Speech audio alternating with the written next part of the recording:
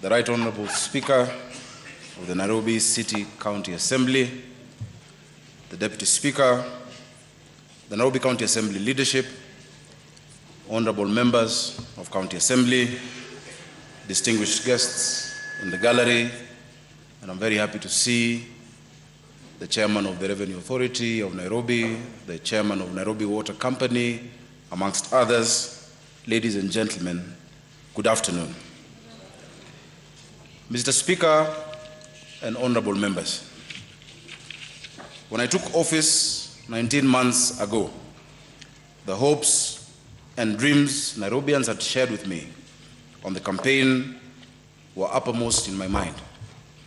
Wherever we went, we met men and women of energy, innovation, and ambition. They were ready to work, but they were also tired of the inequality, the squalor, and the misgovernance of the past. They wanted a fresh start for their city. They sent me here to make that fresh start. They sent you here to make that fresh start. I knew it would not be easy or simple. We would need radical change in our institutions, in our habits of governance, and in our relations with colleagues and friends from the national government, from other counties, to our development partners. But the people of Nairobi sent me here to bring that change. They trusted us, they trusted you, they trusted me, and I am not going to let them down.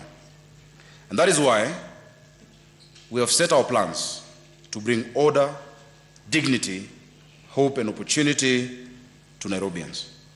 And that is why I am here today, to hold myself accountable before you to the promises that I made. Mr. Speaker, honorable members, in doing so, I fulfill in your presence and in the hearing of the people of Nairobi and the people of Kenya a constitutional obligation. Authority is a trust given to us by the people of Kenya. Article 10(2) of our Constitution demands of us that we exercise that authority guided by the values of dignity, equality, justice, inclusivity, and accountability. And that we stand ready to account to the people of Kenya for our decisions when we make them. Section 32 of the County Government Act also provides that I deliver this annual State of the County Address every year. I am ready to meet that obligation today, so let us begin. Ladies and gentlemen, honorable members, we took office at a time of turmoil. The pandemic had just ended. The economy was only beginning to recover. The county had huge pending bills, above 100 billion Kenya shillings. Our legal liabilities were unpredictable. Nairobians had had enough of crude partisan politics, expensive services, and streets as dirty as the city was disorderly. The administration of this county suffered because leaders were deeply divided by partisan affiliation. Honorable members, Right Honorable Speaker, I must deeply and profusely thank and congratulate the leadership of this House. The Right Honorable Speaker, Ken Okeo Ngondi, CBS, incumbent. Inshallah. The Deputy Speaker, Kados. He is recovering very well, and we pray that God brings him back to the strength and the candor that we are used to in Moses Nyangaresi Ogeto, and of course Mark Mugambi Macharia Ronaldo, and their deputies Joyce and Stazo Omungala,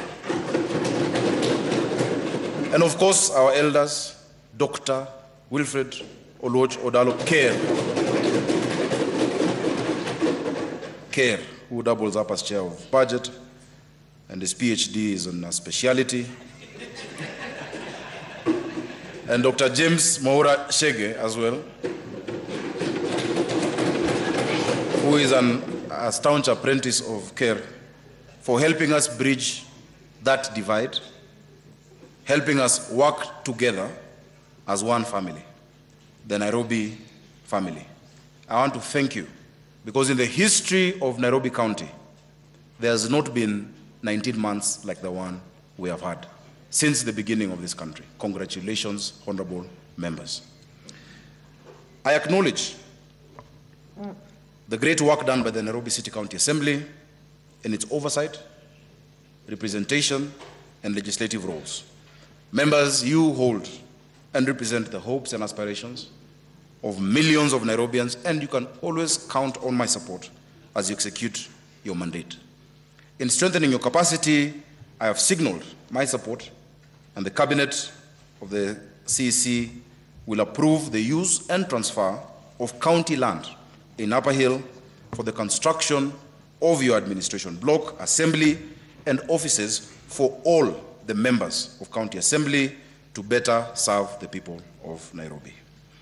Honorable members, even before I took office, I felt the weight of the county's problems. Precisely because of that awareness, I was driven to hasten the implementation of changes which I believed that the county needed. Today, I'm happy to give a report card. Have we lived up to the promises and expectations we set? I believe we have. Revenue mobilization was a priority from the beginning.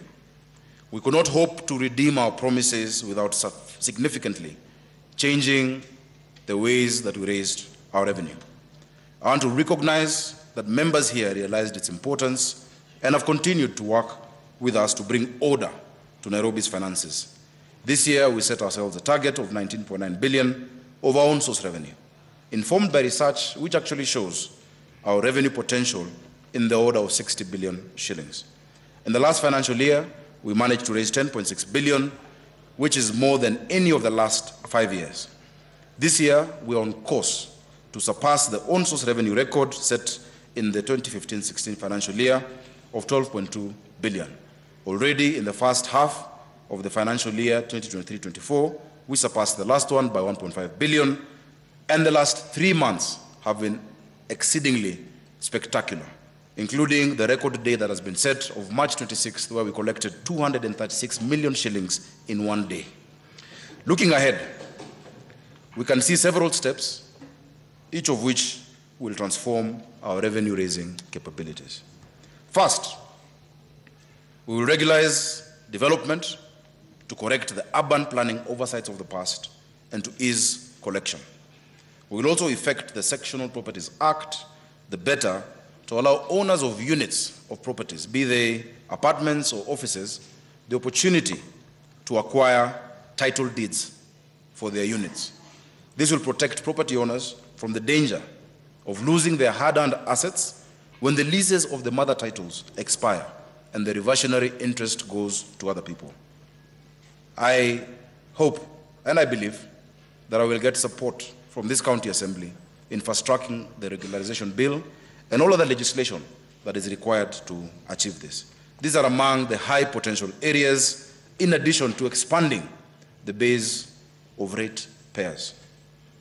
And by way of illustration, according to our records, we have 197,500 parcels of land in Nairobi, but only 30,000 accounts that have been paying for those titles, despite that being our largest revenue source. Together with the national government, we have actually realized 350,800 parcels that we are going to bill each individually to be able to pay their rates. A revenue system where only a few pay for the rest is not just, it is not equitable. Secondly, ladies and gentlemen, Right Honorable Speaker, honorable members, we have established the Nairobi Revenue Authority, which will be responsible for revenue collection going forward. This is pursuant to legislation passed in this assembly. I am grateful to you all for appropriating the funds that allowed us to secure office space for the authority. As we speak, the fitting out of the NRA's offices at the CBK Pension Towers is in its final stages, as is the recruitment of a chief executive officer. In all, we expect to see a significant rise in revenue, as well as in the order and effectiveness of collection once the new authority is up and running. Mr. Speaker, Nairobi City County is saddled with huge outstanding liabilities or pending bills, a liability with which we will have to deal. We have started and made a lot of progress in evaluating this debt. Our teams are re-examining the claims by the Kenya Revenue Authority, by Kenya Power, amongst other large claimants, to verify the true state of those accounts. Secondly, negotiations with statutory debtors are ongoing. Thirdly, and I must thank this House, our debt management strategy paper, which has been presented and passed in this House, sets our proposal for handling each and every one of these liabilities.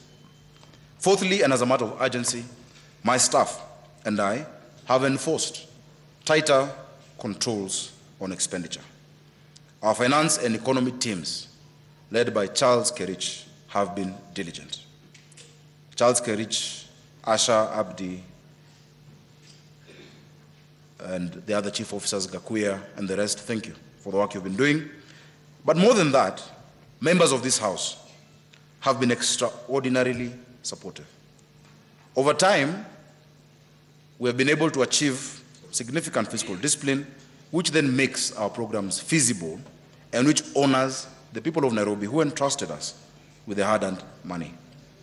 We have also maintained, as difficult as it was in the beginning, our no-cash policy in government, ensuring that our revenue streams are digitized.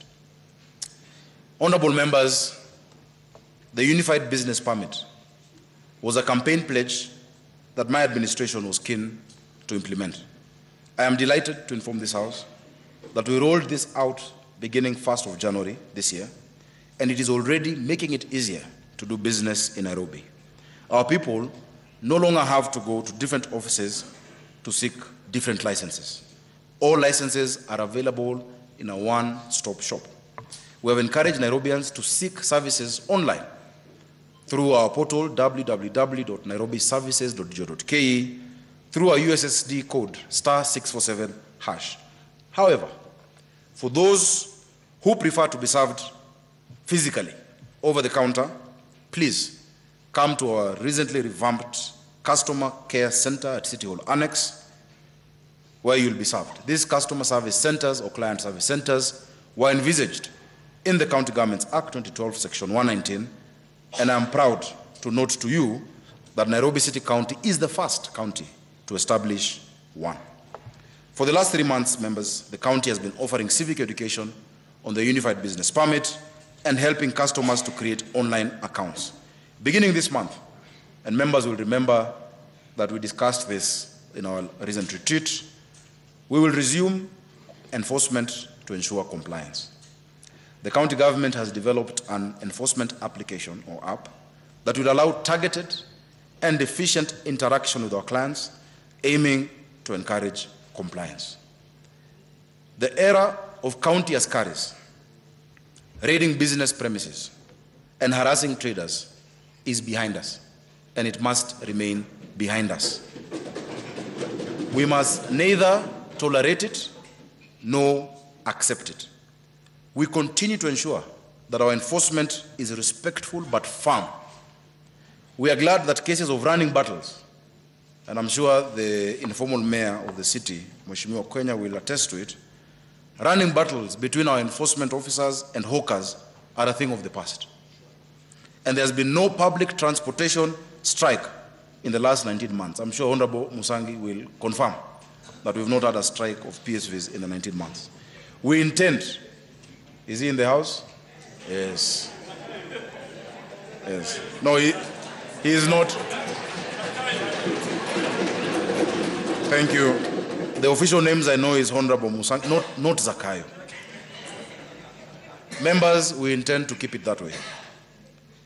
And this has been occasioned by our new approach to enforcement on compliance, which includes dialogue and continued engagement with different sectors. Members, many times you have seen me holding meetings here at Charter Hall with players in the PSV industry, with matatu owners. You have seen me meeting with hawkers. We continue to do dialogue. It's the better way to come out. However, we have had cases in the recent past where certain quarters have taken advantage of our new stance.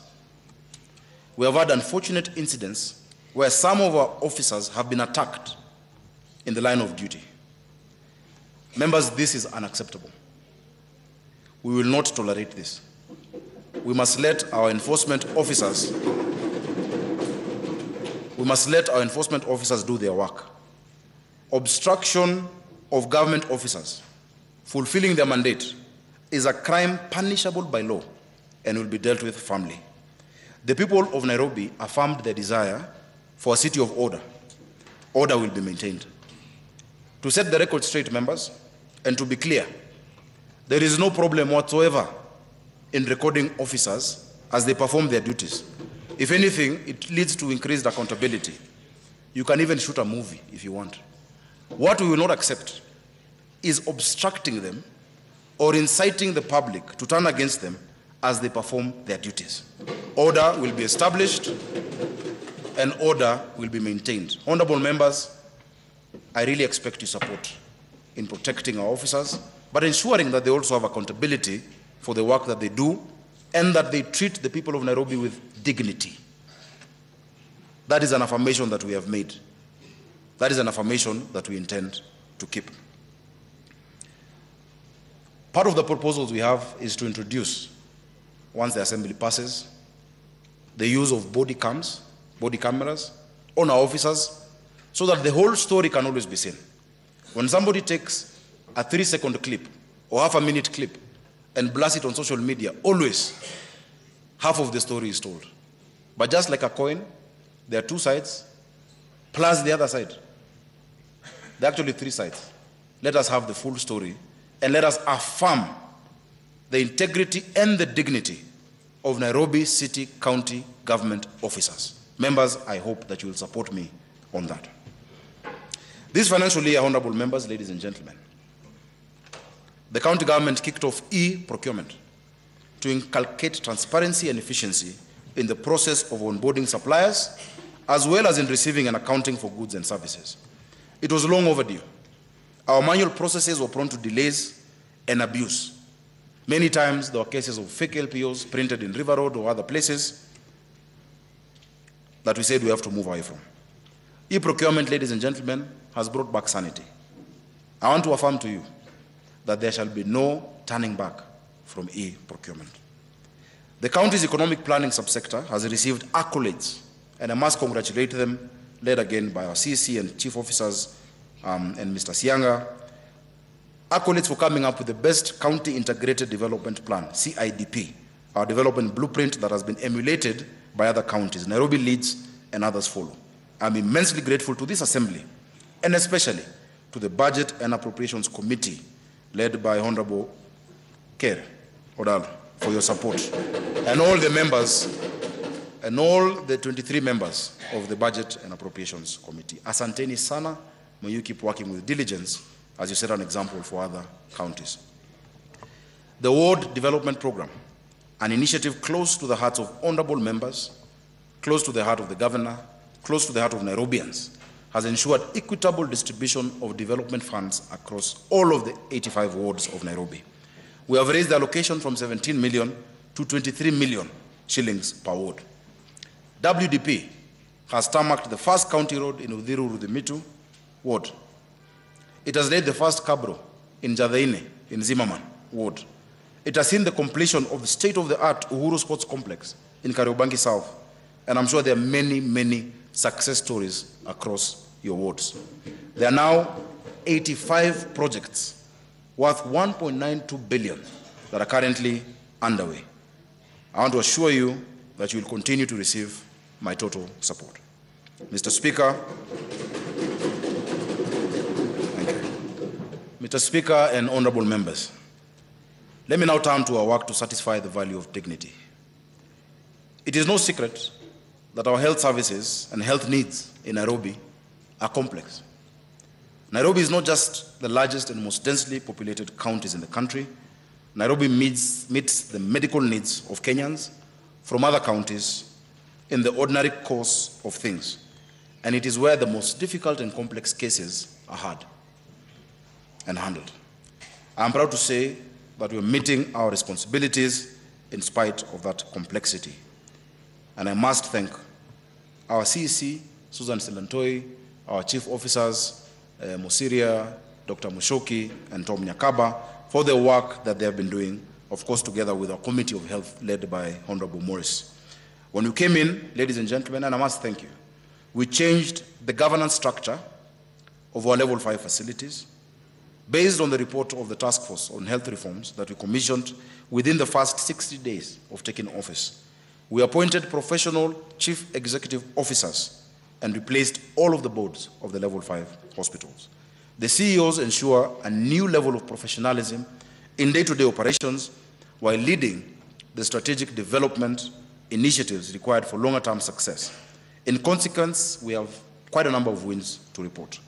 I want to start with Mama Lucy Kibaki Hospital, which recently opened the first public eye hospital in Kenya, the Mama Lucy Kibaki Eye Hospital in Umoja 2 Annex, where every day about 300 patients are seen and more than 20 procedures are performed daily. Honorable Shadrach Mashanje will confirm that that is actually what is happening on the ground, isn't it?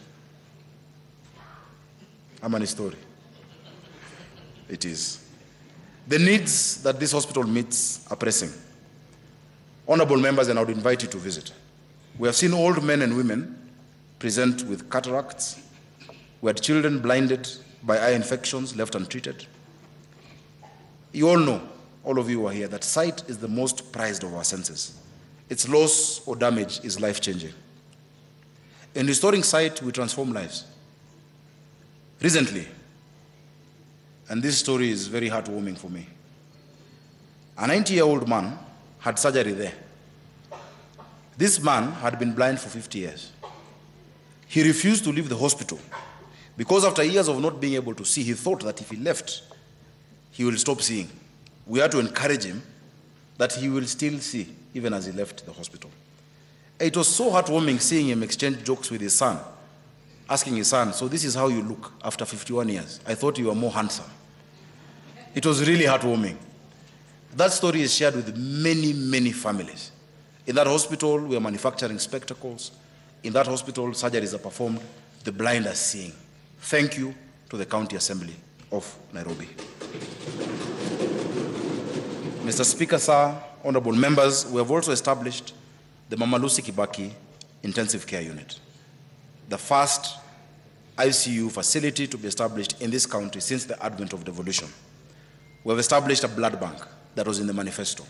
We have established a renal unit.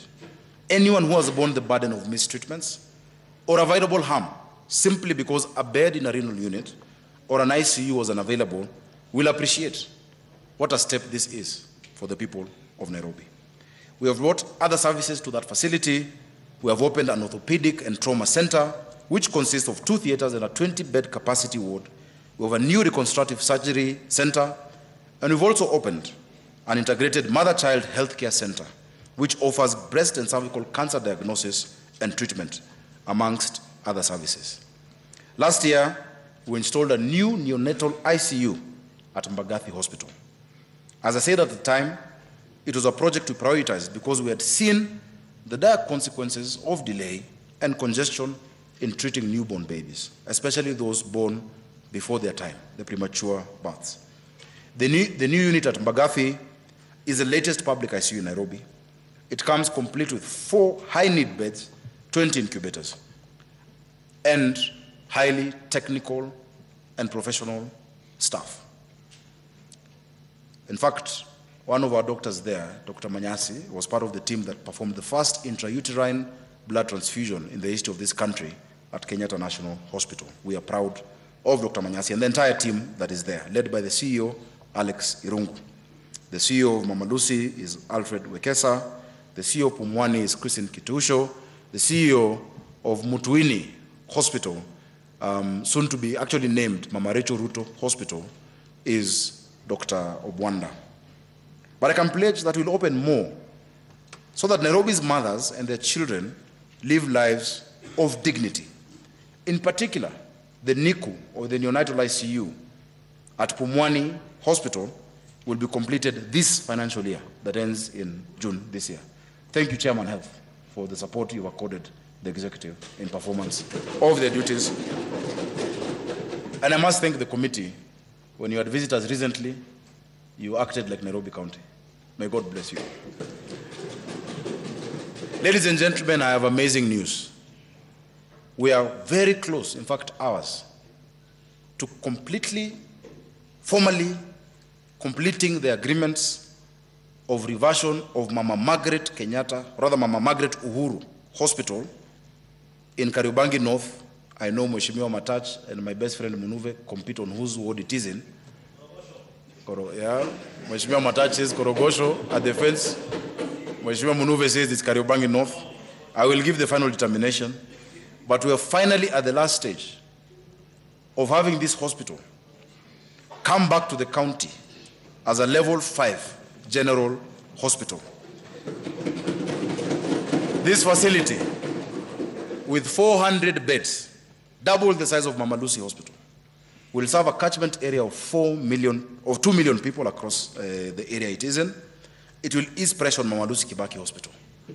Our predecessors, those who've been here before us, the journey that started in 1989 with the Nyayo wards, a journey that had several false starts, several misses, a journey that Governor Evans Kidero tried, but it faltered. The next administration tried, but it faltered, is about to culminate in the coming few hours. Members, this is indeed a milestone for the people of Nairobi. Gone will be the days of beds being shared by our mothers and our sisters at Mama Lucy Kibaki Hospital. Ladies and gentlemen, we're also progressively upgrading our level 4 hospitals, not least by strengthening the governance structures, to introduce new committees and boards. And members, I asked you for recommendations as well, for those who have a level 4 facility within your ward, in changing those structures, in introducing professional management, but in keeping with the national agenda of creating fully fledged primary care networks. Allow me to mention 2 more interventions in health before I move on to something else. You will remember, members, that we promised to equip and to resource and to fund 7,480 community health promoters with kits that they need to do their work and to pay them a monthly stipend. We have done so. Members, Nairobi County government, and this is a story very close to my heart because I fought for this when I was in the Senate. Nairobi County government was the first county government to introduce a stipend of 3,500 shillings to all of our community health promoters. Then we used to call them community health volunteers. And I'm glad that now the national government has also added 2,500 shillings. Now 7,300 of them are equipped with smartphones, community health kits, and every month, and I instructed my finance team, every month they receive their stipends, and I told them they must receive their stipends before I receive my salary. They are doing an amazing work in our communities. They have covered 750,000 households in the city who may not need to go to hospital but to manage certain conditions at home. Let us appreciate the community health promoters of Nairobi County. Ladies and gentlemen, I turn to my favorite project, and I'm sure you can guess. Which one is it? Ladies and gentlemen, I now turn to Dishina County, to the school feeding program. And I want to start to thank you sincerely for supporting this dream. Let me tell you the story of Mildred Ayera. Mildred, an orphan, lived with a grandmother and struggled to get a meal every day. Mildred was a student at New Kiumbuini Primary School in Kangemi. I'm sure Mheshimiwa Hamisi could know her. She often sat aside at lunchtime when other students enjoyed their lunch. I'm sure you know stories of such students, Chair Health Perpetua, who during lunchtime have a lunch box that has just something inside, but not food. And they go to the corner to pretend that they're eating lunch, so that the other students don't ridicule them. I'm sure you know many students who at lunchtime, when they're told to go for lunch, they don't come back because they find nothing at home. But Mildred told us a story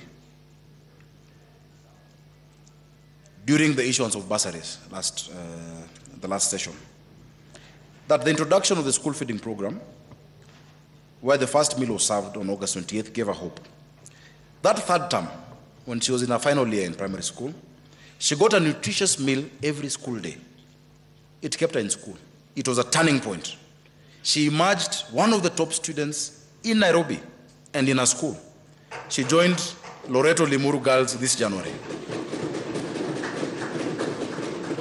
As we issued bursaries and scholarships this year, I think it was at Milimani. Was it Milimani? Yes, Milimani Secondary. Mildred gave her moving testimony while wearing this tap-to-eat watch, which I hoped all members would have by now. When she gave her moving testimony, she vowed that she would never remove this tap-to-eat watch, even as she moved on to high school. Mildred's story is a story of thousands of children in Nairobi today. When we began, we wanted to make sure and make absolutely certain that each and every child in our county was able to learn, that they were not denied an education simply because they were hungry. We knew, research showed us, and statistics, that 1 out of every 4 children in Nairobi had skipped school sometime in the past because they had skipped, or rather had no food. In feeding each and every one of our children, Mr. Speaker, a nutritious hot meal, we invest in their cognitive development and empower them to excel. We knew that many children had nothing back at home. Despite different interventions to derail this program, either through court action or through premature political activism, it has continued to thrive. Let Mildred stand as our exemplar over here. This program, ladies and gentlemen, honorable members, is now fully up and running. We have built successfully beautiful kitchens at Babadogo Primary School. Mheshimiwa Majiwa, you are there.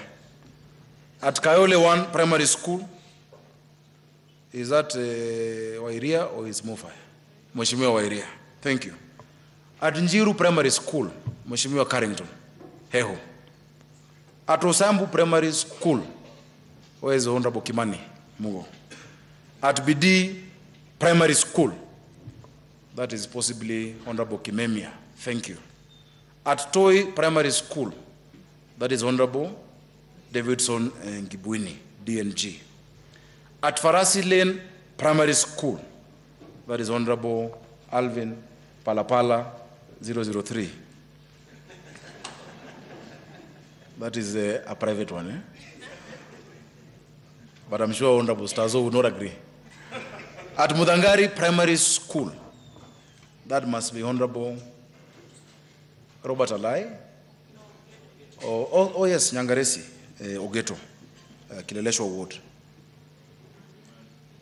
Kilimani Ward, where I live. At Race Course Primary School, Simba, Honorable Wahinya. And at Mukuru Kwanjenga Primary School, Honorable Kimondo. You will attest that those kitchens are indeed serious structures. Each kitchen is a central kitchen that serves between 10 to 15,000 meals a day. Honorable members, you have done a spectacular job. Every single day, 184,000 children in Nairobi eat a hot, nutritious meal. That is a commitment I made to the people of Nairobi. That is a promise I have kept. That is a manifesto item that we have ticked. No program of this magnitude or importance succeeds in isolation. So allow me to thank the parents, the teachers, the development partners, our county assembly, and the good people of Nairobi County who have made it possible. I must also thank the French government. During the Africa Climate Summit, when I took the French Minister of State, Chrysula, to Olympic Primary School, and she saw thousands of children excited at the meal, she offered us €1 million through our implementing partners, Food for Education, that ensures that even that parent who cannot afford 5 shillings, that no child will ever be removed from a line of lunch in school, told that you have no money. Every children, each and every of our children will eat. Right now, great people, we have the largest school feeding program in our history. Unlike previous programs, which were either limited to a small proportion of the enrolled school-age population, or had wide coverage but supplied only one food item. I'm sure many of us might remember those of us who grew up in the city, Maziwa ya Nyayo, that would come every so often, once in a while in our schools. We bring nearly every child in a public primary school or ECD center a full balanced meal, and we'll have complete coverage by the end of the year. In the last 2 weeks, Honorable Speaker, I have broken ground for more kitchens. I went to Uhuru Gardens Primary School in Langata, Honorable Akama, we were together. Then went to Mutuini Primary School in Dagoretti South, where we broke ground, Honorable Mato Mbugwa, we were together.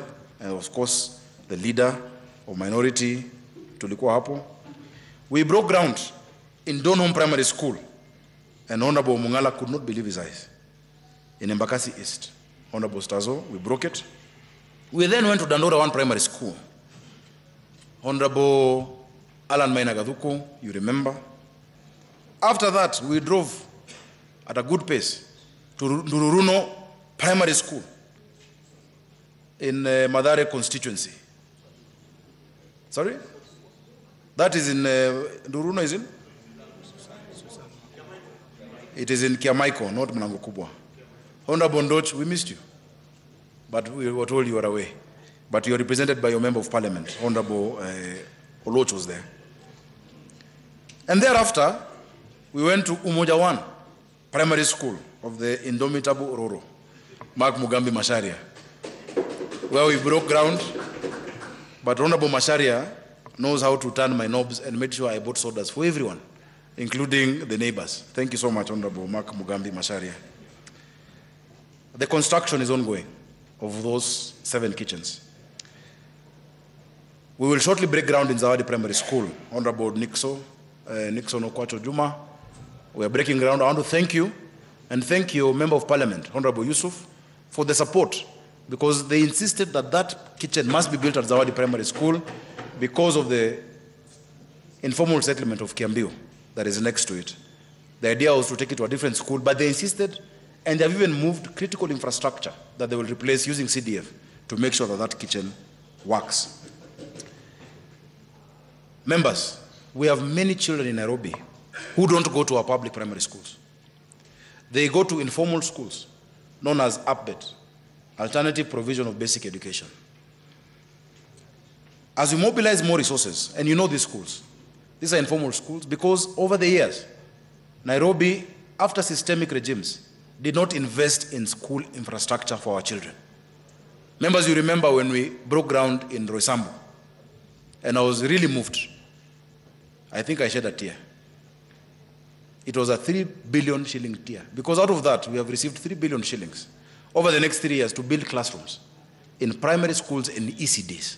For our ECDs, I want to thank the Budget Committee, because we have agreed that we shall put 500 million shillings every year, so that each and every ward, including wards that might not currently have a school, will start having ECD centers starting this financial year.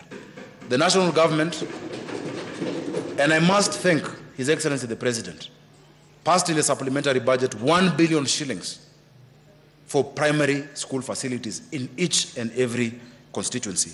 Members, in the next 3 years, we might do something that is unheard of, that we'll be able to have left this assembly having created more classrooms than you found when you were sworn in this 3rd assembly of the county of Nairobi. And so what we have said, as we mobilize more resources from our various partners, we have brought regulations to the assembly to create a governance structure of school feeding, so that we can have a board that includes the private sector, development partners, have a secretariat, and so that Nairobians can decide to adopt a child, to support them for a month, to buy a meal for a day, to buy a meal for a year. As we do that, we intend to cover all of our schools, meaning the children in these informal schools, the ABET schools, a school where on Sunday it is a church, on Monday it is a school, in the evening there's a meeting of women, the next day there is karate. Each of those schools will be mapped out to a public primary school in the fullness of time, and those children at lunchtime will go to the nearest public primary school, have lunch, and go back to their schools. I want to tell you, the children of Nairobi, whether they're in public primary schools or in informal schools, are our children. They look up to you, members. And I'm sure Mheshimiwa of Gatina is very happy, because he took me to that meeting in his ward with the upbeat schools. Thank you, members, as well, because you reduced the license from 10,000 to 3,000, payable once per term. May God bless you. May God bless you so deeply. So what have we seen? We have seen enrollment increase in our schools, retention and better performance. It is sad that many times these children don't finish their meal. They eat a bit and take it back home because of the poverty that bites in our city, and which you have the power to help change the story.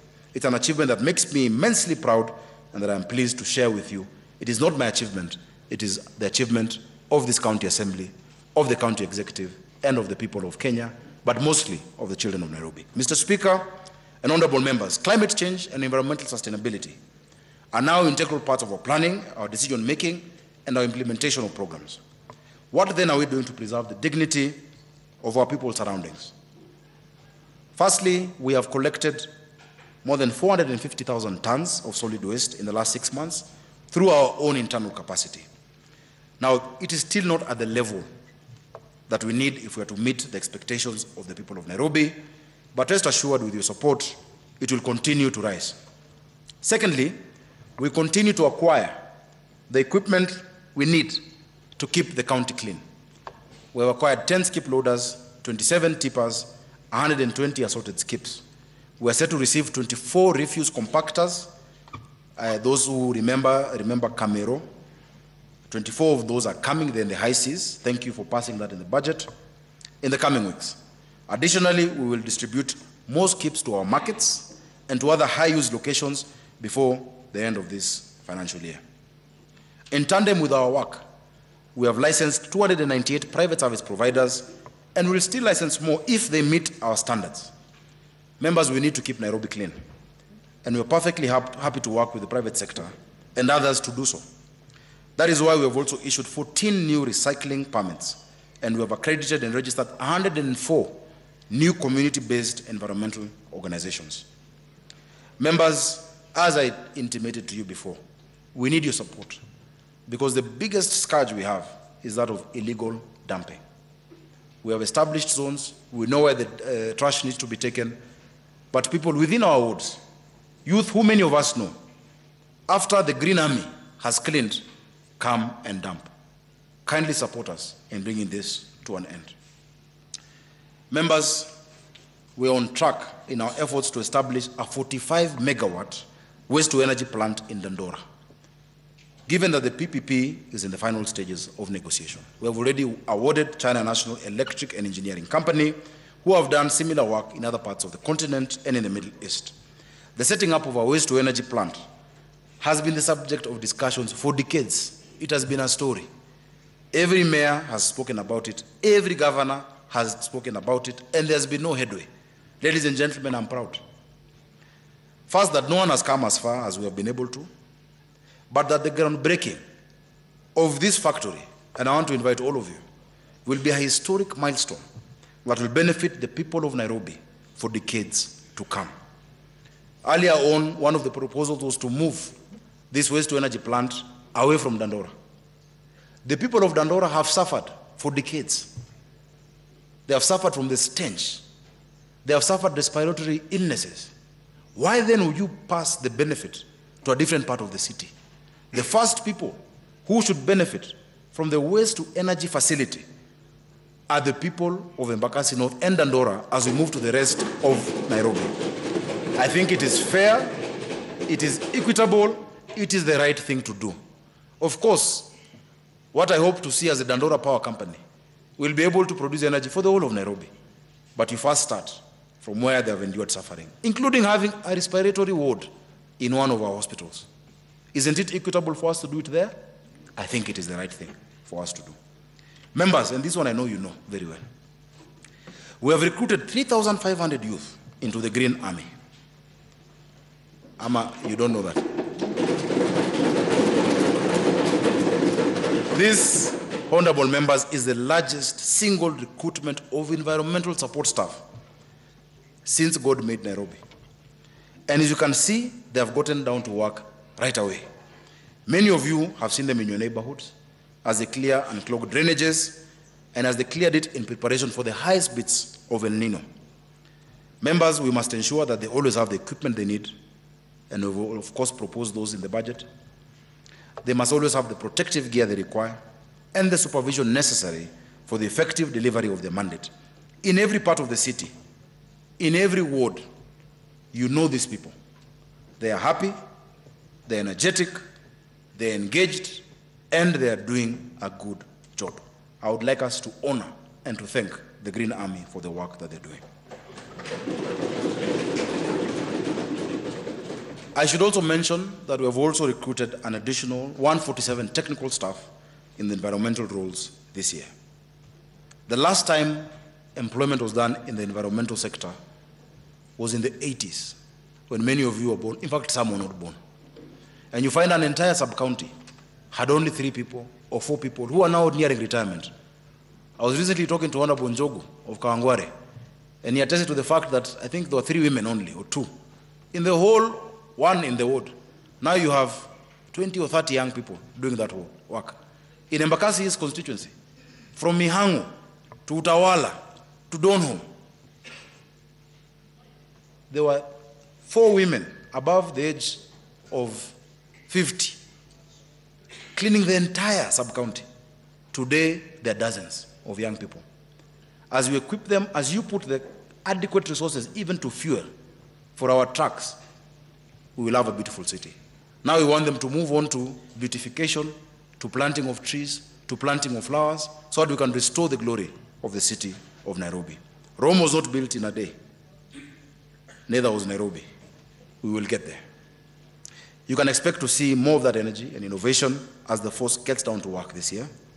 The team has been critical in unclogging of drains, in tree planting, in beautification and maintenance of our parks and open spaces.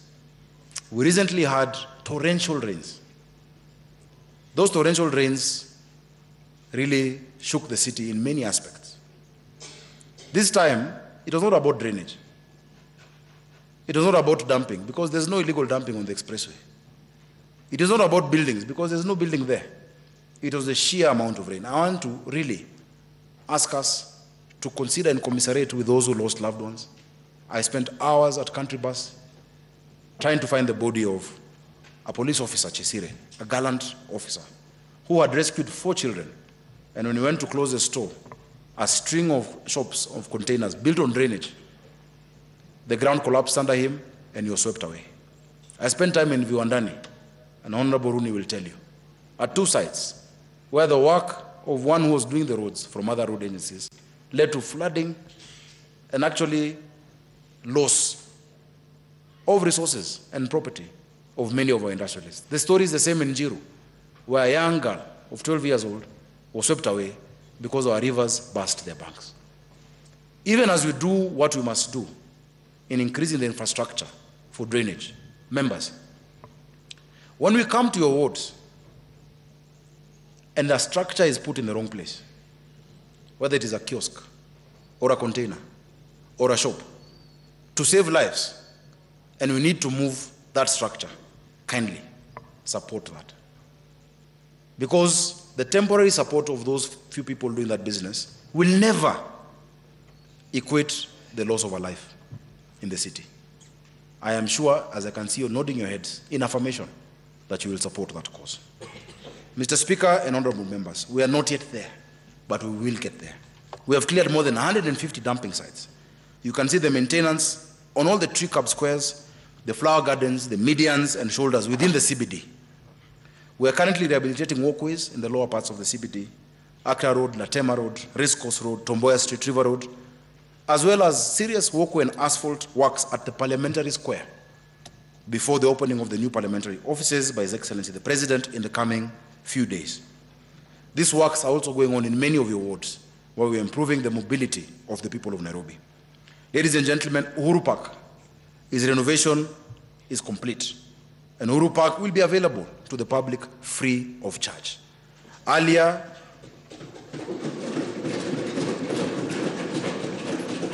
there were proposals to charge Nairobians to use Uhuru Park. Remembering the number of times that jobless people, who of course many of us have been, would go there at lunchtime to eat an air burger as we listen to a pastor, lie on the grass as you think about your problems, would not allow me to charge a shilling on Kenyans who want to use Uhuru Park. What we shall do and what we have put in place, we have put in place a management system from the gate, that when you come in, you will be able to leave your ID for us to make sure there is security, to know who has come in there, so that we can also not have the wrong people lazing around in that place or creating insecurity. We are deploying a special security team from our inspectorate and from the police service that will man Uhuru Park 24 hours a day, 7 days a week, 365 days a year. The Central Park, which is adjacent behind Serena, is the only one that will have a small cover charge because of the secluded or specified areas. There's an amphitheater, there's a Nyatiti water feature where weddings can be performed, there is an outdoor library. There are places where I hope even we can do a sitting of the assembly one of these days, and that will have a different special charge. But Uhuru Park shall remain free. Ladies and gentlemen, this is the first full renovation of the park on this scale in its history. When we got into office, the works were not complete, but we made sure that we were able to complete those works properly and get the handover from the contractors and from the Kenya Defence Forces. I invite every family in Nairobi to visit and see what has been done for you. But please, the people of Nairobi, let us use the new facility with due care for other Nairobians. When we opened it over Christmas, towards the new year, there was a slight issue of the plane where happy and jubilant Nairobians decided to sit on the wing of the plane and it broke. I think we should allow people to see it a bit more. They'll get used to it, and we had to repair it. Let's take care of what we have. It has been done by taxpayers' money. You see they're from Embakasi East? Yes, yes. Ladies and gentlemen, honorable members, we intend to have such parks across the city, not just Uhuru Park. We must have such parks for recreation, relaxation, and rejuvenation of the mind, body, and soul. We have undertaken landscaping and maintenance. The Mundimbingu and Muratina roundabout beautification is complete. The TRM traffic island is near completion, including an ablution block, which we passed in the assembly. We will complete the refurbishment and maintenance of Central Park, of City Park, which of course is also coming back to us after it had gone to the KFS during the NMS time. Jivanji Gardens right here in the CBD, Kamkunji grounds within the next 18 months. We intend to come to Jacaranda grounds. Jacaranda ground is huge, and it can be used for relaxation and for recreation, and to be used as a park, not just for political events, including Kamkunji grounds. In the last year or so, ladies and gentlemen, more than 200,000 flowers, trees, and shrubs have been planted along frontages under the urban beautification program that we run in partnership with other institutions. Our tree nursery in City Park has managed to propagate 72,000 seedlings to be used in our public facilities. As a county, we have already planted a cumulative 655,000 seedlings and dispersed 25,000 seed balls across the county in our efforts to green Nairobi. As the Global Vice Chair of C40 for Africa, the C40 cities is a network of 100 cities globally on climate action, and I deputize the Mayor of London. I am proud to inform you that we have doubled the number of air quality monitors in the city of Nairobi and passed the Air Quality Act, which will govern our efforts to make sure that the air our children breathe is clean. Here too, ladies and gentlemen, I'm proud to say that we have kept our promise. Recently, the Office of the Governor of Nairobi was awarded the first International Finance Corporation World Bank EDGE certification to be the first certified green government building in Africa. I am grateful.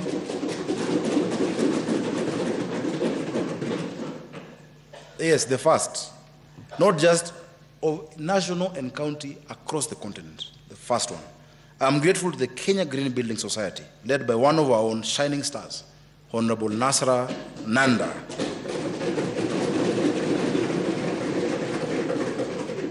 for leading this initiative. Thank you for your belief in Nairobi. Thank you for representing us well. When you first shared this idea, I thought it was out of the world. I didn't see it happening. But today when you walk to the office of the governor, from the VIP entrance, you will see a globally recognized certification from IFC EDGE World Bank. Thank you, Mheshimiwa Nasra. Mr. Speaker, honorable members, when you introduced those in the gallery, I saw someone being uploaded. So let me reflect briefly on our work in the water sector. In the last year or so, Mr. Speaker,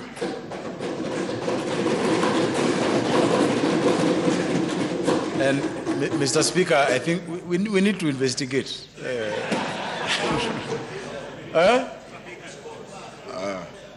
I am told Engineer Muguna is Akotop.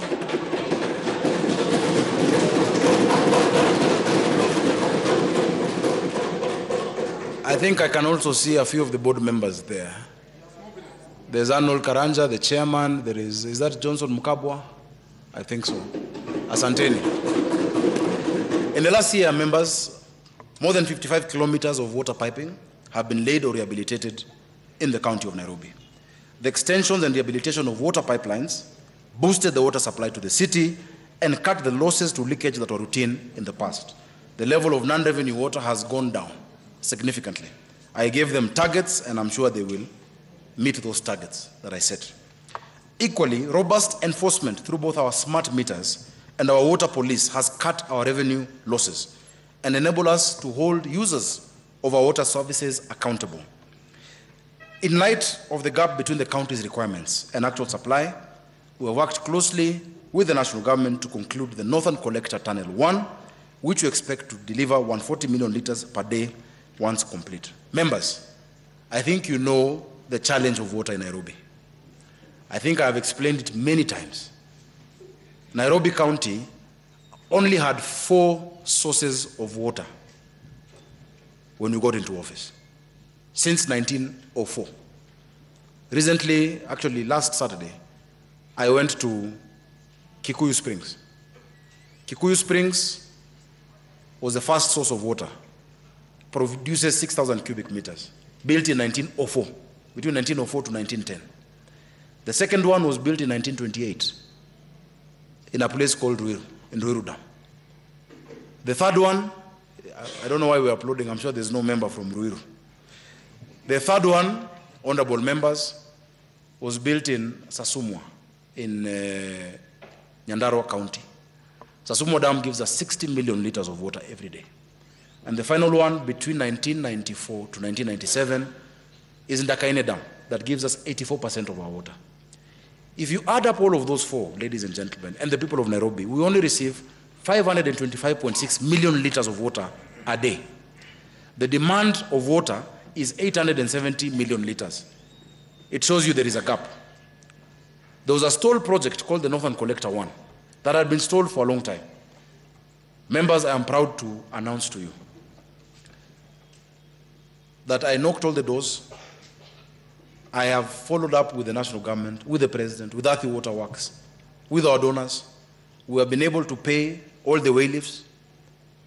Just 2 weeks ago, the MD of Athi Water asked us to help get permission from Kenha to do an open cut, which they got, so that the water can come from Northern Collector 1 and Karimenu, yes. And Karimenu, 25 million liters per day from Karimenu, and 140 million liters a day from Northern Collector 1. The valves have come. In the next few weeks, we're going to have an additional 140 million liters of water coming into our pipes for the people of Nairobi. I did not stop there. When you see me traveling, it is not to play golf, because I don't play golf. When you see me traveling, it is to find for you and for the people of Nairobi.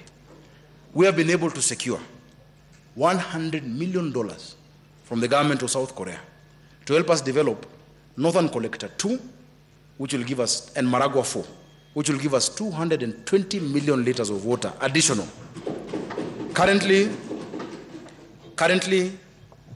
our Nairobi Water and Sewerage Company, through our Department of Water, led by CEC Ibrahim, are working with the National Treasury to conclude the funding documents for the development of Northern Collector 2 and Maragua 4, meaning that in the next 3 years, it is going to be possible for us to completely forget the issues of lack of water. But beyond that, we must think of the next million liters of water coming to Nairobi. The reason we're in the problem we are in is because the last source was developed thinking about the population of the year 2002 of 2 million Nairobians. Today we are 5 million and counting. So allow us to also think into the future as we prepare for the city of the future. We will soon ease the water rationing schedule Those who receive it twice a week will get it more times a week. Those who receive 4 times a week should be able to get it every day of the week, but with the requisite pressure, because pressure is what is required for us to also even be able to use technology like SCADA to monitor where there are leakages, deliberate or not deliberate. Members, we have been working with the national government on the water police. There are many parts of our city where unscrupulous traders have breached our water pipelines to produce water and to sell water to different people, either through bowsers or directly piping. I remember stopping on Airport North Road. That must have been Kimondo's ward. What looked like a kiosk selling normal sweets and confectionery and groceries. There's a lady who had actually put 16 pumps underground. She had diverted water from our major pipeline. And those 16 pumps were supplying water to flats and apartments. And she was also supplying electricity. This lady, by her own, is Nairobi Water and Kenya Power in one. We have seen what such interruptions cause. Members, again, when you see Engineer Muguna, Arnold, Oscar Omoke, or Ibrahim coming to your ward to deal with illegal connections, kindly give them space to do their work. Today, the people of Langata, for the first time, are receiving water, maybe not to the requisite pressure because we are moving there, but for the first time in decades, because we had to concretize part of the pipeline going there. But we didn't do it without humanity. We also made sure that the people in the informal settlements of Kibra can also get water to different points. And I'm sure Mheshimiwa Jera, Mheshimiwa Lawi, Mheshimiwa Masitsa, you can attest to it. And of course, Mama Network, you can attest to that is what is happening today in Kibra. Even if we want to help our young people with car washes, we can do it in a proper way. Members, if you ever have any need to assist our young people, kindly, let's channel it properly. I think you saw the incident that happened in Umoja 2, and you saw me swing into action to make sure that we balance the needs of employment of our young people, but things to be done in an orderly way. I am sure I can have a commitment in ensuring that that is done. Let me also add that the city's sewer network, which was developed to serve a population of only 2 million people, was last substantially upgraded in 1987. That system is being overhauled. It will be overhauled. We have secured financing of up to 20 billion shillings from the Africa Development Bank and the French Development Agency to upgrade this. This will be applied through Athi Water Works and Nairobi Water Sewerage and Nairobi Water and Sewerage Company. Ladies and gentlemen, much of Nairobi's housing does not dignify our people. Our families deserve to live in houses with separate rooms for their children and with private bathrooms for their parents.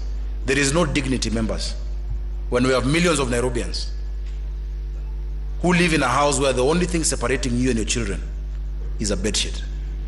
There is no dignity. Honorable members, especially of the male gender, the men, there is no dignity when your wife has to go and line up early in the morning to a communal bathroom to shower, where there are other men and women standing outside. That is the life of many of the people of Nairobi. The housing agenda for the county of Nairobi must go on, and it is going to go on. Our urban renewal and affordable housing plan will make it possible for us to begin building these dignified homes that our people deserve. Members, we intend to do the work we're doing. You know, we've awarded 6 estates. We also intend to partner with the national government because they have a fund with money. The place that this fund needs to be applied the most is Nairobi.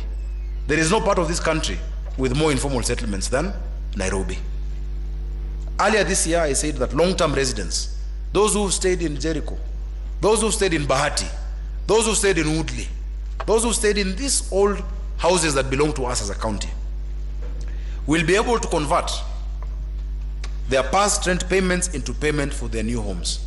Each and every resident who lives in our houses, where a card has been passed from a father to a nephew, to a daughter, to a son, they will get to own those houses, and they will pay for service charge.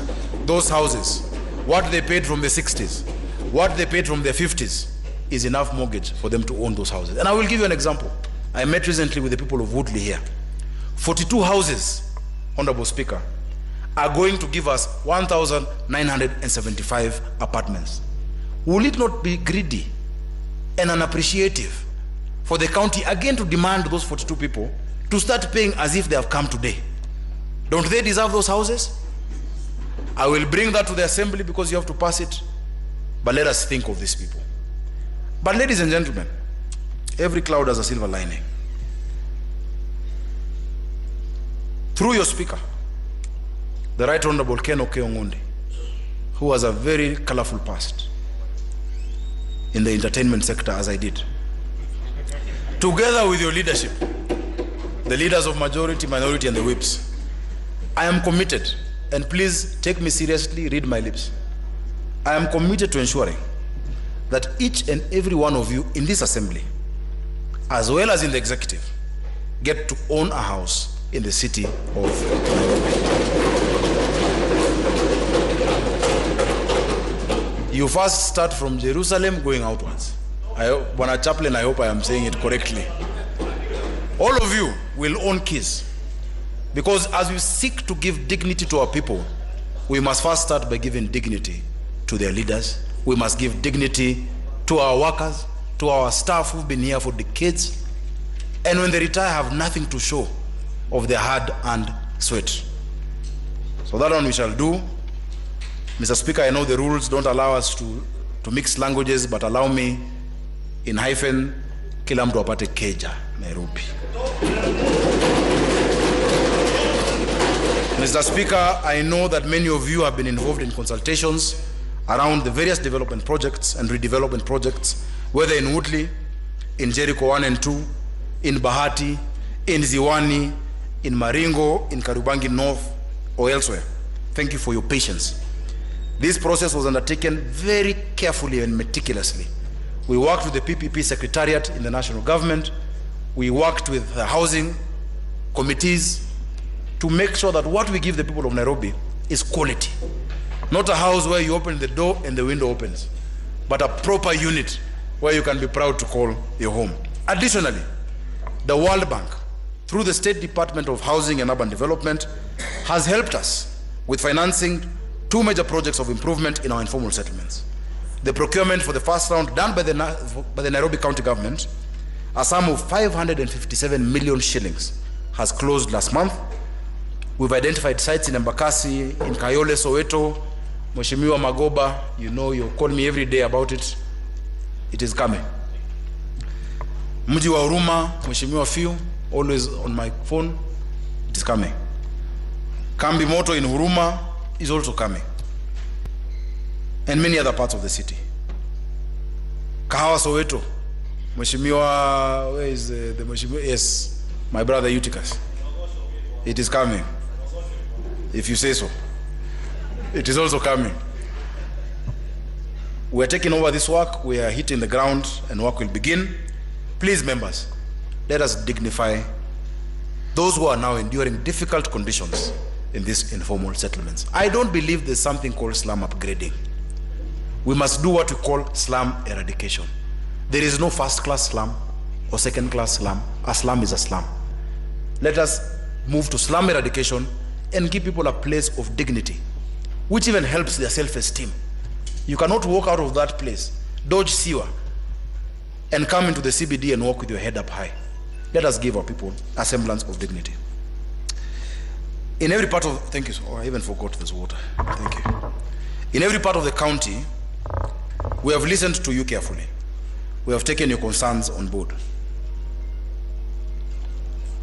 We will continue to do so as we hasten construction and redevelopment, so that eventually every family in Nairobi has a home that dignifies them.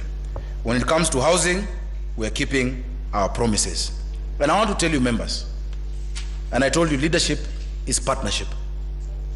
Whatever we do today, Jomo Kenyatta said that our fathers might have been heroes of the past. It is our duty today to be architects of the future. Everything we do must have successive continuity. There is no project of Mayor Aladwa, who is here in the gallery. There is no project of Mayor Majiwa, who is here in the assembly. There is no project of Governor Evans Kidero in Nairobi County. There's no project of Governor Sonko, and there's no project of Governor Sakaja. Every work we do is for the people of Nairobi. MCAs, as you develop your wards, don't think of a project in terms of your predecessor. If it had stalled, complete it. It is for the future. It is for other generations to come. Leadership is partnership. Secondly, we have issued more than 3,000 title deeds and leases to Nairobians long and justly deprived of the property. We have issued title deeds to our schools and other public facilities that have been left insecure in their property. And we will continue to do so. We've had cases of land grabbing of public facilities. We shall not accept it anymore in the county of Nairobi. I'm very happy. Some of the projects we've broken ground on were from lands that were previously grabbed.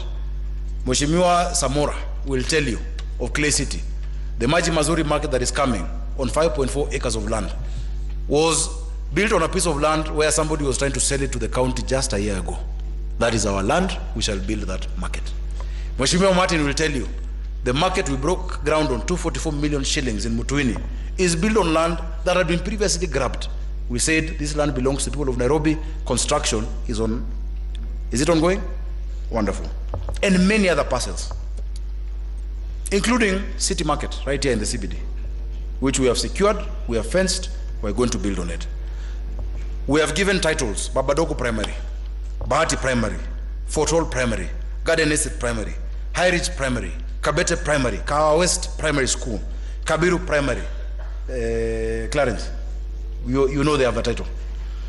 Kileleshwa Day Nursery School, Kileleshwa Primary, Kiregu Primary, Lavington Primary, Kasarani Primary, Makongeni Primary Leader of Majority, Mariakani School, Madare 4A Primary, I think that must be Atito. You have the title. Madare Primary as well.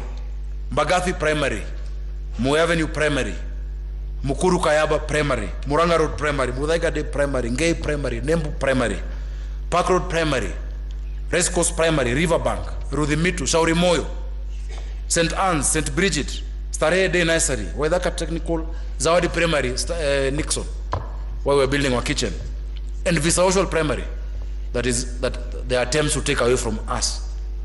We are going to secure our land. Anything that you find when you get into leadership is not a gift given to you by your ancestors, but a gift you're holding in trust for your descendants, for those who are coming after us. We have also mapped out public assets, an exercise that continues to go on, so Nairobians can rest certain that the public land which their schools, markets, and hospitals are built upon are not seized for private use. These efforts, ladies and gentlemen, have brought us a 16% rise in rates revenue. They have secured the property rights of Nairobi, and they have made it possible to give land back to those who had been denied a piece of their own, whether individually or communally. In the coming few days, and I don't want to preempt it, members, I will give you a report of just exactly what we have been able to secure that was either gone, or being planned for in the county of Nairobi. Let me speak about our work to equalize opportunity in the county of Nairobi. When the people of Nairobi gave me the honor of leading this county, they asked for equity. They spoke clearly. They said the days when opportunity was a favor and not a right, the days when it was distributed by corruption, cronyism, and quiet nods were over.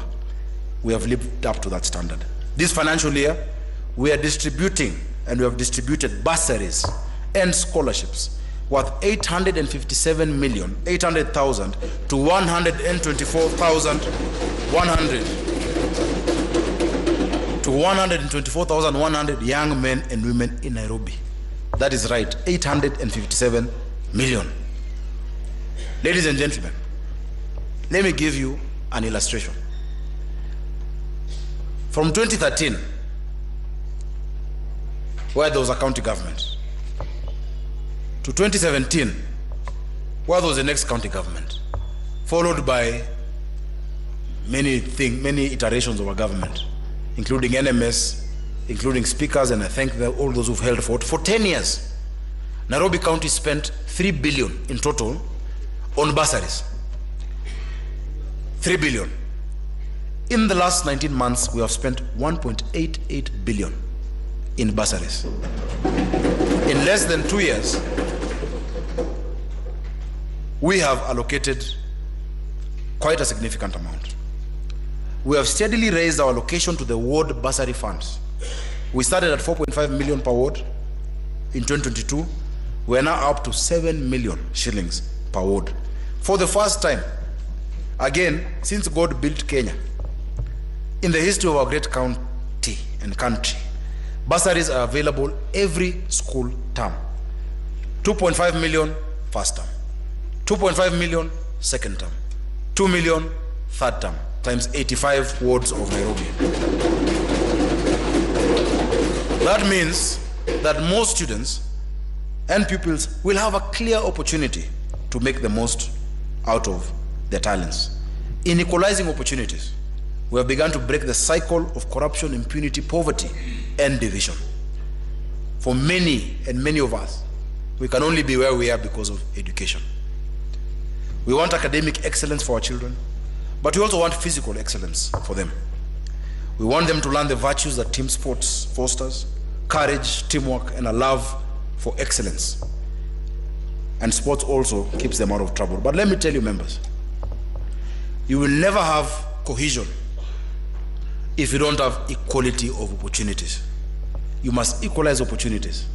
That a child born in Mathare, a child born in Mukuru, must know that they have the same chance at life as a child born in Karen, as a child born in Lavington.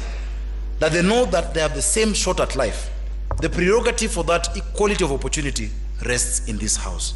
We must equalize the outcomes of these children. And the greatest equalizer is education. So we shall increase support towards our children in education. Members, as we speak about sports, I want to thank you for participating and supporting. We launched the inaugural Sakaja Super Cup in 2023. We featured 374 teams, 340 teams right from the wards, and 34 female teams from the constituencies. It was very successful. We put on a street soccer tournament last year, and we continue to support various infrastructure across the county. So our primary means of that support really is on building sporting facilities and infrastructure. I'm very happy that we concluded the construction of and launched Dandora Stadium, which we are going to bring a proposal to rename as the Mugabe Were Stadium. And that is in honor of a gallant Kenyan who, from the time he was out of the country to coming to the council, personally made sure we've secured that land in Dandora, put resources on that land in Dandora, and finally we have a stadium.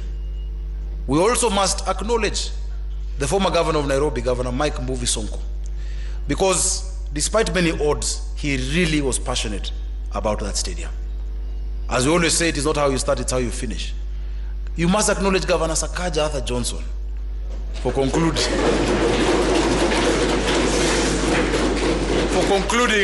that stadium, which we shall use in memory of the gallant warriors. We recently concluded and opened Uhuru Sports Complex in Kariobangi South. Honorable Mbatia, thank you. And in commissioning Uhuru Sports Complex in Uhuru, we acknowledge, number one, Honorable Norman Nyaga of Kamkunji, Honorable Simon Mbugwa of Kamkunji, because that time it was in Kamkunji. They helped us secure it. We also acknowledged Honorable Yusuf, who played his role at a point. We acknowledged former councillors, Honorable Mbatia, the former governor. Because if it was not for all of those, and that's why I tell you, leadership is not an event, it's a process, it's successive.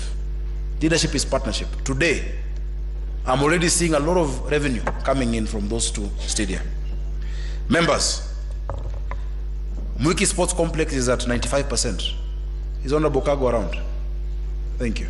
Is that true or false? True, thank you. Of course you can't say anything else, but thank you for accepting. Mwiki Sports Complex.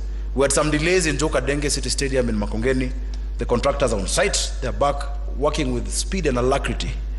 The same is the story of Woodley Stadium in Kibra constituency. The contractors on site, the works are underway. I would really want us to also find a good name for the Woodley Stadium, that we can also name it instead of the Mzungu's name of Woodley. We can find a good name for that stadium, just as we were renaming City Stadium to Joe Kadenge Stadium. Joe Kadenge was a gallant footballer. He was a hero of our times. He played for the team which I have been patron, AFC Leopards, Ingwe. So in as much as that is Gor Mahia's home ground, please allow the name of Joe Kadenge to go up, as has been passed by this county assembly. We intend to move to the next ground of stadium grounds. Pandpieri in Githurai. Githurai were the winners of the Super Cup last year. Mukuru grounds in Embakasi South, who were the runners-up. Where's Honorable Mudhoni? I cannot, there she is. Thank you so much. Mukuru kwa Njenga. Kwa Ruben, yes. Kiumbuini grounds in Kangemi, Honorable Malaya. Ndurarua grounds in Dagoretti South. Is that Njogu or is it Kiogora? One of the two. Umeme grounds in Ziwani. Where is Mheshimiwa Mrefu? Where we have Kothbiro. From 1979, we have religiously played Kothbiro in those grounds. And the nature of that ground is that that tournament cannot be moved to any other part of the city. Hamza grounds in Makadara need to be looked at. Calvary in Embakasi Central. Majimbo grounds in Makongeni. Kahawa West in Roysambu, amongst others.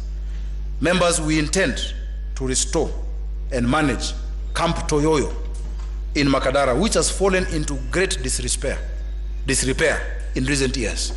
The land belongs to the county, the work was done by the CDF, the maintenance will revert to the county government. We shall allocate a budget to put the turf back, and I'm sure Chairman, you will help us do that, and the leader of majority. I think all of you who have come from that part of the city know the significance of Camp Toyoyo. And of course, I must congratulate and remember Honorable Bena, who was our speaker here, for the work he did as an MP of the area.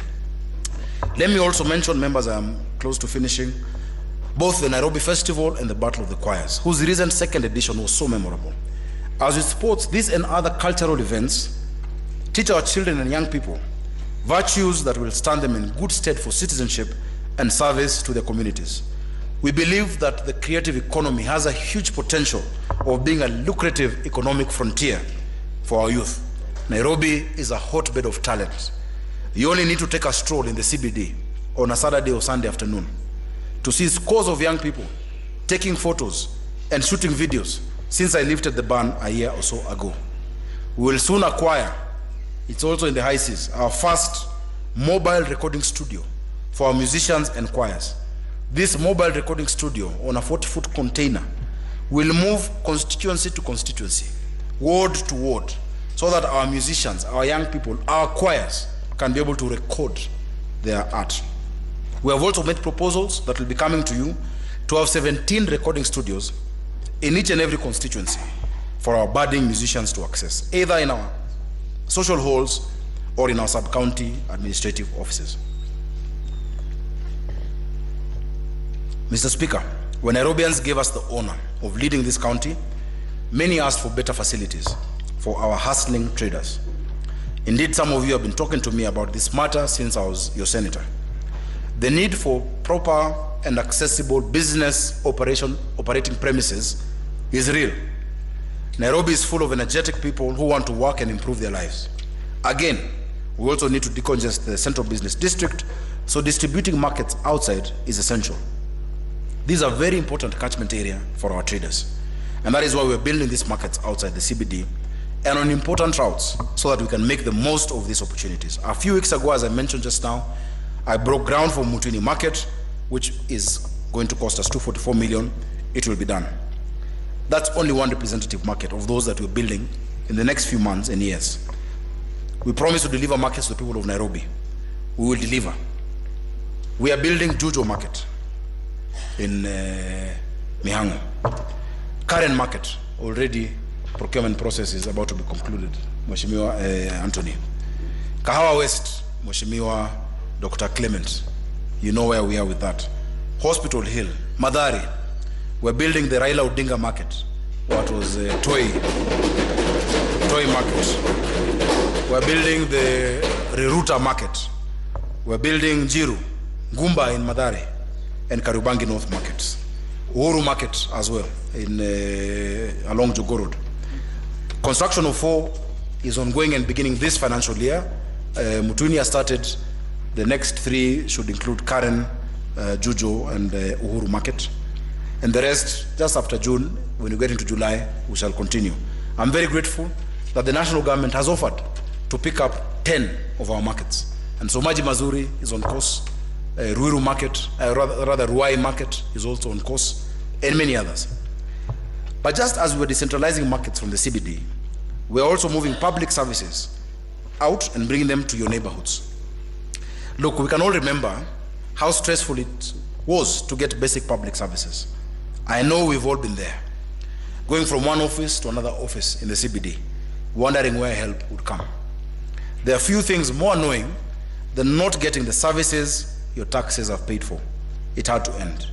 Following extensive public participation, my administration has identified 6 proposed boroughs in the county of Nairobi to which we intend to devolve our services.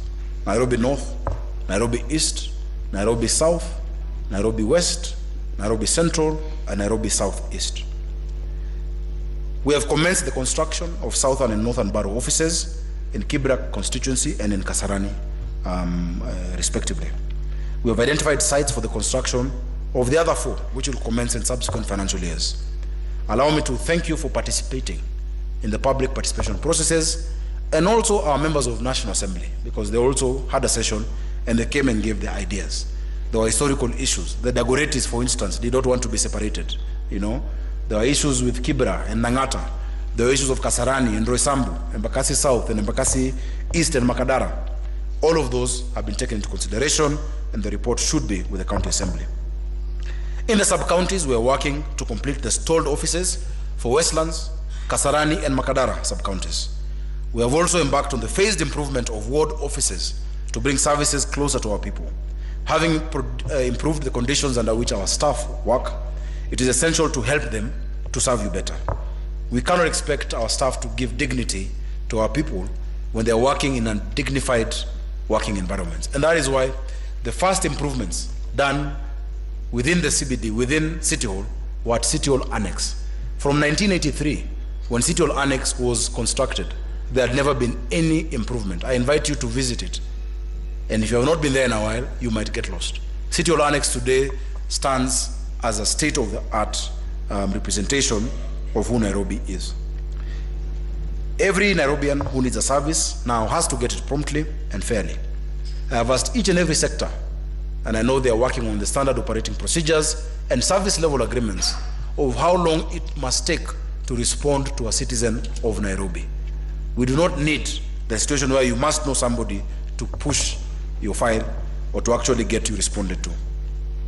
Many of you have endured the frustration of delay and denial of service. These innovations and use of technology are designed quite directly to end those frustrations. What is our vision? Our people without a vision will perish. We must always remember what we're trying to achieve. When you wake up every day, when you leave your families, when you leave your homes, what are we working towards? A few days ago, I was asked about my early memories of Nairobi. We grew up in a city that was orderly. We grew up in a city where there was community, because neighbors knew and cared for each other. We grew up in a city which public services worked. The quality of municipal governance made our family life possible, and we were grateful. Nairobians want a city of order, dignity, of hope, and of opportunity. A city where everybody knows and obeys the rules, where no one is subjected to indignity and humiliation. A city of hope and of opportunity for all. That is the county I desire. And I know that is the county that you want and that the people of Nairobi desire. As leaders, we are responsible for achieving it. Tom Joseph Mboya said, there are no supermen who are going to come. It is upon us to change our county. I ask you once again, members, to rededicate yourselves to making Nairobi that green city under the sun. We expect that this plan will guide our city's journey as we look towards the future into all sorts of exciting ways that yet keep faith with the vision that we have, the vision that we share, that will expand infrastructure and service networks within the city. Members, and especially the Committee on Planning, as you consider, Mheshimiwa Palapala, new development guidelines and land use plans for the city that are before this assembly. We brought this before the assembly. Members, we must appreciate the global urbanization trends. We have had a lot of commentary out there about statements that we have made and that we stand by of where the city is going. By the year 2050, which is less than 28 years from now, Nairobi will have at least 10.5 million inhabitants. The SDGs recognize that 65% of the world's population is going to be in urban centers. To avoid urban sprawl, which we have seen in many parts of the world, and its negative concomitant effects, we must rethink and redesign many of our neighborhoods. Our city is 696 square kilometers. It will not expand.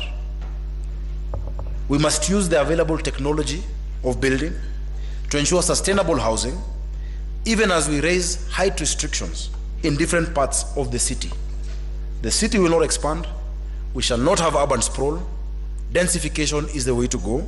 We can only go up. However, members, the process of reviewing of these plans, which brings together our urban planners, our resident associations, other professionals, must take these facts into considerations. The provision of water and sanitation remains a key consideration. I am grateful to our development partners who have actually committed billions of shillings to expand our sewer networks, to expand our water networks, and to expand that necessary infrastructure. Let no one imagine that we will just issue a blank check for uncontrolled development before the infrastructure that is required to go hand in hand with it. But we must start socializing ourselves that the 1976 urban master plan of a city of 1 million people cannot hold in 2024 for a city that is looking to the future. We must ensure there is provision of green spaces in every building plan considered, and I am sure that that will be incorporated in the guidelines before you. Strict adherence to development control guidelines, plot ratios, ground clearance, as well as provisions of social amenities in healthcare, in education, in recreation, and in mobility. Traffic assessments must be done. I am grateful to the government of the United States of America, who have committed to us $60 million, which currently translates to around 8 billion shillings through the Millennium Challenge Corporation, to finance our land use and mobility planning as well as our infrastructural development, including part of the buses for the BRT, in a threshold program that will cover the next few months. Additionally, that will lead to what we call a compact program, which goes above the tune of $700 million. I will be joining His Excellency the President in a state visit to the United States of America on invitation of the government of the United States to make sure that you, the leaders of Nairobi, who represent the people of Nairobi, are able to follow this development that's coming to our city, and that the people of Nairobi are able to benefit from it. As leaders of this county, because we had the new plan. The new plan provided a framework for detailed planning of the city. After the new plan, there was supposed to be local area plans for each and every area. During the time of the NMS, they advertised for different plans. I remember Airport North, Woodley. It never happened. And we said, instead of piecemeal plans, this MCC support of $60 million can help enable us on the foundation of new plan to actually do the Nairobi Urban Master Plan moving forward. As leaders of this county, we need not just look at the day-to-day running of the city or the quarterly plans, but also Nairobi of the future. Just as those who made the last master plan of the city in the 70s, they had a vision for the city decades hence. We too now must plan today for the Nairobi our grandchildren will inherit. The future will not plan itself. It is for you to plan and to look at it. And that is why this year we are going to consult widely. We are soon gazetting the Nairobi Vision 2050 Task Force that will create a comprehensive new development plan for our city, building on the steps and the foundations I have mentioned. I ask you members to be part of that process. We'll have our resident associations part of that process. We'll have our engineers, our architects. We'll have urban economists. We'll have all the sectors, our traders, our market people, public transport operators, the matatu people. All of them will come and participate in this year-long process of Nairobi Vision 2050. When President Mwai Kibaki spoke about 2030 in the year 2002, people thought it was a long way ahead. It was 28 or so years ahead of that time.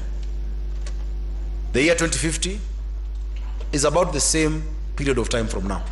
We must start now. And thereafter, every decade plan, every CIDP, every annual plan, every flagship project shall build into that city, that global hub that God has blessed us with a gift of location, that from Nairobi you can be in New York in 13 hours, that from Nairobi you can be in Dubai in 5 hours, you can be in Amsterdam in 8 hours, you can be in London in 8 hours. In fact, it's always strange. You can go to New York in 13, but you come back in 11. And I thought it's because it is downhill. But there's a good explanation because of the rotation of the earth. Somebody said the pilot just steps on the clutch and they go down from New York to Nairobi. But we cannot have a situation where you're here in the center of the world and get stuck in traffic for 4 hours. We must take advantage of a global capital, the only one in the world, where you can be sitting looking at animals in their natural, unspoiled, untouched habitat, and in the background is the skyline of a capital city. It's only Nairobi. We can only take advantage of that if we plan the future. So members, I ask you to support Nairobi 2050. So this great historic city of great consequence, many of you may not know the building you're in was once the tallest building in East Africa from 1935 because of the clock tower. But Nairobi then also got the first Commonwealth Charter in the world given by the Prince of the Duke of Gloucester. We have such a rich heritage that Africans then were not allowed in this building. And only those who could be allowed to come in at the then gallery or those who owned land. Our fathers were heroes of the past. You are the architects of the future. Members, I ask you to give me your support.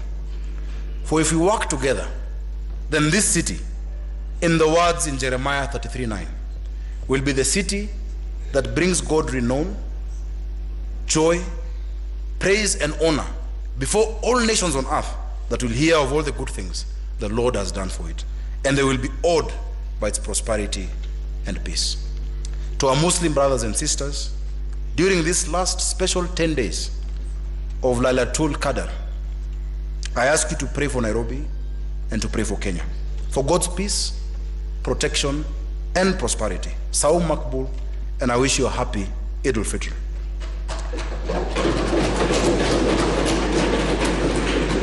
Honorable Speaker, honorable members, ladies and gentlemen, the people of Nairobi, God bless you all. God bless Nairobi. God bless Kenya. Lazima iwaka.